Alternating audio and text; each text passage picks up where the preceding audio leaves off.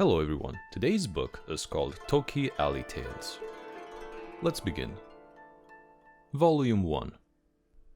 They say that in the past, when the fragile and short-lived mortals had yet to cross over the sea unto these lands, Inazuma was once a land that belonged to the Tanuki.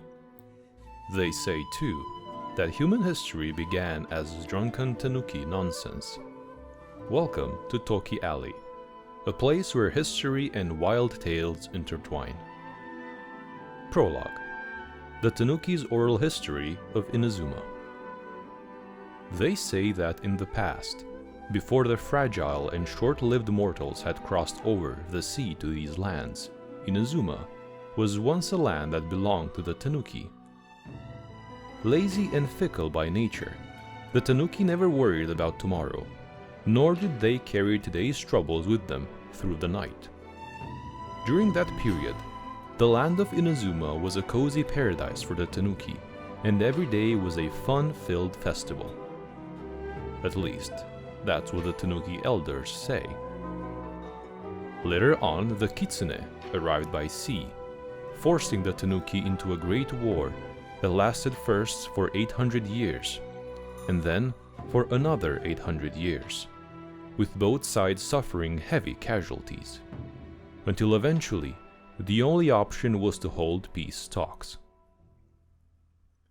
The Tanuki are a stubborn bunch, and to this day still don't admit defeat. But the fact remains that they ceded the giant thunder Sakura to the Kitsune. But the Kitsune are a crafty and cunning bunch too, and equally skilled in the art of shapeshifting. It is said that in that great war, as a consequence of the constant switcheroo trickery, many poor souls became completely disoriented and could not for the life of them keep track of who was who, eventually forgetting even who they were, what they were, and even which side they were supposed to be on. They were the hapless mortals born, the product of bewildered yokai. This tale and many others were told to me by the Tengu who likes to boast. Volume 2. The great Tengu are naught but brutal braggarts, and especially when drunk, says the Tanuki Historical Commentary. Yoichi's Tale. The Tengu's name is Yoichi, and she lives in Hanamizaka, on a small side street called Toki Alley. She rents a shop there that sells alcohol, and lives a leisurely existence. I say leisurely, that's putting it nicely. Completely and utterly chaotic would be a more accurate description. In theory, someone who enjoys alcohol enough to start a business selling it should know a thing or two about it. This applies as much to yokais as to humans.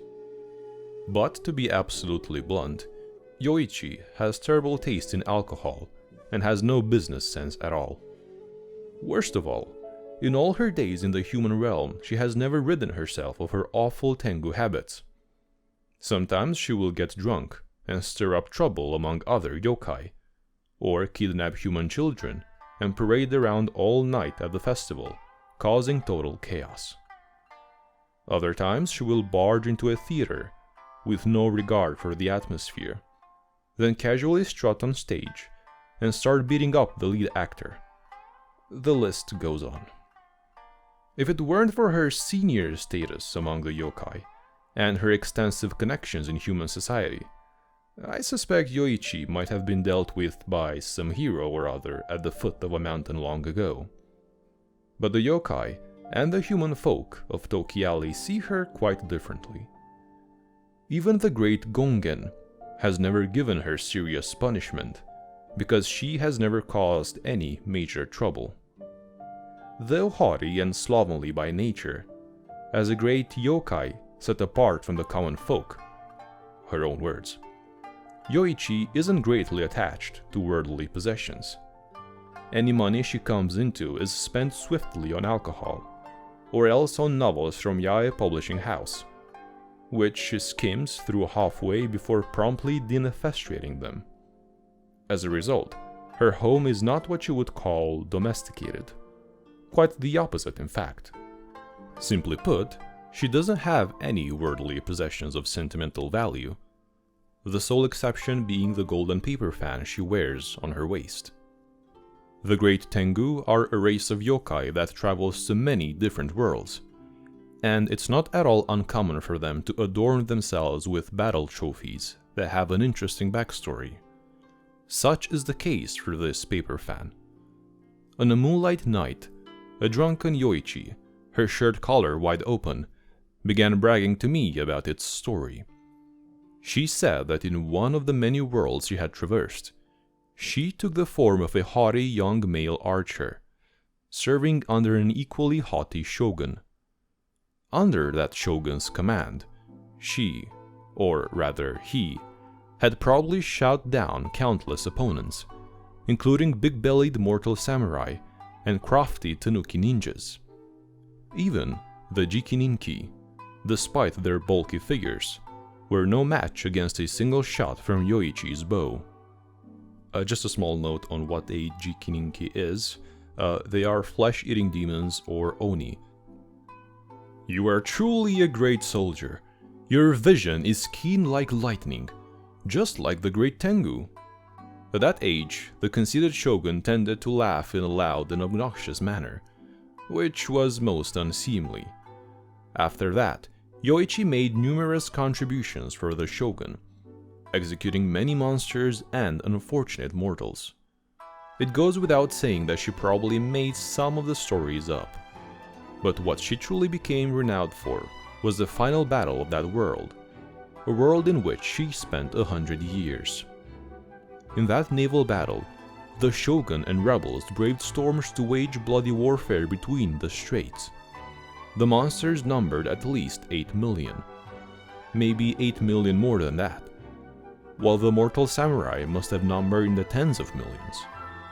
In terms of casualties, the headcount cannot be known, but what is known is that 800,000 ships sank in the course of the battle. Yoichi reached this staggering tally with my assistance, as she was vomiting up a bellyful of wine by the window. As is typical of so many stories about bitterly fought wars, struck in stalemate, brave heroes from both sides mowed down their enemies like blades of grass, painting the sea blood red, while the rival generals stubbornly refused to back down, preferring to stay locked in intransigence than to withdraw their troops and head home to get a good night's sleep. Finally, on one cold moonlit night, a small boat slowly floated out from the enemy lines. A lone figure stood on the boat, swaying like a reflection in the water. Beside the figure was a shimmering flagpole with a paper fan at the top. It gave off a golden glow in the moonlight. I'm furious. Furious. This blatant provocation cannot be tolerated. The shogun squinted his eyes, saw the golden fan in the distance, and instantly flew into a rage. Yoichi couldn't understand why the shogun's self-esteem was so fragile, but was too lazy to empathize with the petty mortal sense of dignity. At that moment, he fixed his Tengu gaze on the floating figure in the boat. What he saw was a woman, and an altogether different one than Yoichi. Moments later, a single arrow flew across the moon and tore apart the night sky. Haha, great! Soon the shogun's shouting was drowned out by the cheers of the army. If those two old-timers find out what they have lost, they'd probably be so angry they'd rupture their spleens. Yoichi let out a conceited and mischievous laugh. She was drunk. The Great Tengu had a certain twinkle in her eye, of the rather repulsive variety, that she made no attempt to cover up. What had happened was that as the arrow flew through the air, Yoichi had already spread out her giant wings and flown across the strait, snatching the golden paper fan and the bewildered beauty holding onto it as she passed over the boat. She then took the opportunity to push over the insufferably loud-mouthed shogun and flew away from the battle. a perfect Tengu snatch and grab. It was just a shame that... well, you know what happened. She was a neko. She scratched me to pieces. Yoichi struck out her tongue and sighed with exasperation. Oh, right, it's snapper season. You should take some back with you. The stingy great Tengu has a heart. I meant for that woman. Seeing the threatening gaze from the great tipsy great Tengu, I hastily gathered the remaining snapper in my arms and left. Volume 3. Mother once warned that a beautiful face can hide deceptive intentions. If she looks as lovely as the moonlight, she must either be a fox spirit or some old bakeneko, hag of a significant power. Tanuki Historical Commentary. Osen's Tale. I left Yoichi's house and followed the winding alley for a while, then turned into a narrow street to arrive at that old lady's home. When the night is pitch black and the moon has climbed its peak, the neko awaken from their slumber. It is said that neko who have lived up for hundreds or thousands of years can easily take on the form of a young woman, tempting people into doing funny and foolish things, or chasing innocent travelers out of some sense of spiteful vengeance. But that's just the stuff of mortal imagination. In fact, the bakeneko only take on the form of young women when they are especially angry. Most of the time, they prefer to take on the form of an older woman, partly because it matches their crafty and cantankerous nature, but also because they can use old age as a disguise, portraying themselves as gentle souls to poor, unsuspecting passers-by. Hey, that's not free! At the sound of the voice, I raised my head to see a young woman sitting on the eaves, as if she'd been there for a while. Her face was obscured by the shadows, and all I could make out was something resembling a smile on her face, and golden green light reflected by her eyes. Moonlight flowed from her semi-exposed shoulders down her dress, trickling through the gaps in the hem of her skirt, and outlining her long, slender legs with porcelain white luster. She has absent-mindedly playing with a kendama in her hand. Yep, the old lady was definitely furious. Tut tut, you're late again tonight. Of course, sorry. Mosquitoes kept bumping into the paper lamp, causing it to flicker lethargically in response. As the moon shone down, a humid wind arose. Before long, it had brought the cicada's cries to a stop. With her hair flowing down, the lady turned the spinning wheel with a perverse smile on her face. It was quite terrifying. Now, despite my being a tanuki on friendly enough terms with the tengu to sit and drink with them, even I have to be on my very best behavior around the bakeneko. So I promptly prostrated myself and apologized profusely for my transgression. Never mind, never mind. Since the snapper is still fresh, you can get up. With great difficulty, on account of my rotund tanuki form, I resumed a normal seated position. The young woman slowly transformed back into an old woman, who had a kindly but strange smile on her face. Thank you, Auntie Sen. Call me Osen. I was relieved, but something still felt off. Anyway, how's that fool doing these days? With a slurp, Osen swallowed one of the fish whole, including the tail. As for the story of how her fate became intertwined with that of the great Tengu, the facts can only be described as farcical. We have already heard the ridiculous tales from Yoichi's perspective, but the bakeneko tells a completely different story. Osen wasn't born in our world, but one where mortals were much more savage.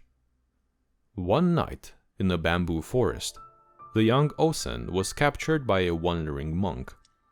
After passing through many hands, she was eventually sold to the shogun and became some sort of obakeneko. She has few memories of those days beyond wondering why the high-ranking officials of the mortal world enjoyed annoying her and playing with her. Every day she was driven to scratch her enemies to pieces, or forced to play boring games which only they seemed to enjoy. This went on for such a long time that any normal person would have been driven to madness. But yokai live such long lives that they have far more patience than mortals. Later, when her shogun and the rebel's shogun started fighting, Osen transformed into a ninja. This is where the story gets even more boring. Osen squinted her eyes as she said this, letting out a huge yawn that stretched from ear to ear. On the night of that naval battle, the shogun thought of an ingenious scheme. The shogun ordered Osen to transform into a beautiful young woman and stand on a small boat with a golden fan to humiliate the rebels so that they dare not approach. Even if they did, the Bakeneko would teach them a brutal lesson. But of course, Yoichi was standing amidst the ranks of the rebels. But of course, that fool suddenly stood up and started ranting and raving about shooting down the fan with a single arrow. Then the great Tengu slipped and fell, landing in the ocean with a great splash. The old woman's feline face failed to stifle a smile, and erupted into jeering laughter. She was so drunk that night that she thought the seas were the stormiest she'd ever seen. In fact, the moon shone calmly and coolly, and there was not a trace of wind. But it had been a few hundred years since I'd seen someone so entertaining. So to save her the humiliation, I stifled my laughter and took the paper fan down myself. Then a roar of cheer came from their fleet. Just thinking about it amuses me to this day. Next, the great Tengu unfurled her giant wings and leaped into the air, like a cloud covering the moon, and swooped down towards the beautiful woman. A flurry of arrows later and she fell into the sea looking like a hedgehog. I couldn't keep a straight face any longer and started laughing uncontrollably. Laughing raucously, Osen dragged the ill-fated Tengu from the sea, put her in a headlock, and flew over the fleets from the both sides, laughing maniacally and causing both generals to lose their tempers. People say she flew over 8 ships in a row, then disappeared into the night. The feline yokai's laughter could be heard for more than 3 days after the battle has finished. I couldn't stop laughing, so I scratched her as hard as I could. But the sorry state that she was in made me laugh even harder, and the harder I scratched, the harder I laughed. The Neko transformed into an old lady and laughed uncontrollably. Afterwards, she brought me to this world and treated me like I was some kind of trophy. The old woman pursed her lips, as her face transformed to that of a sulky young woman. But this looked quite comical, because her cheeks were still flushed bright red from having laughed so hard she could barely breathe. I am not a trophy. Now that I think about it, that's probably the whole reason why she doesn't dare to visit me herself. The elderly female with feline features and the face of a young woman sighed gently, then smiled a cunning smile once more. You should go. Leave the door open and come back on the next full moon. Also, don't forget to take this raincoat over to our old friend. Volume 4. Planning ahead may be akin to getting a raincoat from an old Bakeneko before walking headlong into the driving rain. It is said that when a bell rings while it's pouring, this must be an old acquaintance coming uninvited. Tanuki Historical Commentary. The Tale of Granny Ame. After leaving Osen's house, I turned left, then right along a winding alley to a damp courtyard, and arrived at Granny Ame's house. In the elegant courtyard, even the cicadas' chirps were silenced. There was only the quiet trickle of water droplets in the sui kinkutsu, accompanied by the rhythmic thumps of the shishi odoshi. Long ago, in the mountains and forests where yokai could lead carefree lives, the lady who could turn mist into rain was a good friend of the tanuki and kitsune. Naturally, us yokai are vastly different from mortals. We don't have complicated troubles that plague us, nor do we have things like status or class. But in the mountains shrouded in mist and rain, the soft-spoken Ameona always managed to gain more respect and adoration. It was later, when everyone had submitted to the great Gongen, good times came for mortals, and yokai either lived in seclusion at various places, or were subjected to destruction and suppression. It was then that Granny Ame moved to Toki Alley. As a token of sympathy, the kitsune of Grand Narukami Shrine, Lady Guji, gave her this mansion. What kind of loss and sorrow led the Lady Guji taking special care of Granny Ame? I'm really curious. Stopping briefly in the courtyard, I watched the crescent moon swaying in the pond as her voice rang gently in the cool night breeze. My apologies to have kept you waiting for so long. When I turned around, I saw Ameona standing by the door. She bathed in pale moonlight. Her long white dress shone with a dewy sheen, but her young and slender figure exuded a melancholic aura of a bygone era. So I looked down and hastily handed over the raincoat that Osen passed to me, not daring to look directly into her pale grey eyes. It is rumored among mortals that the eyes of the sorrowful Ameona will take on the marble grey-white hue of a drowning person. Those who dare to look directly into these woeful eyes will be lost forever in the incomprehensible fog of rain.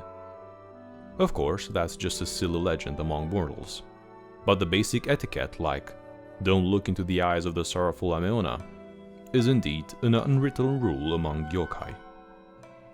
Thank you. Granny Ame's voice was as soft and gentle as ever, like morning dew in the mist.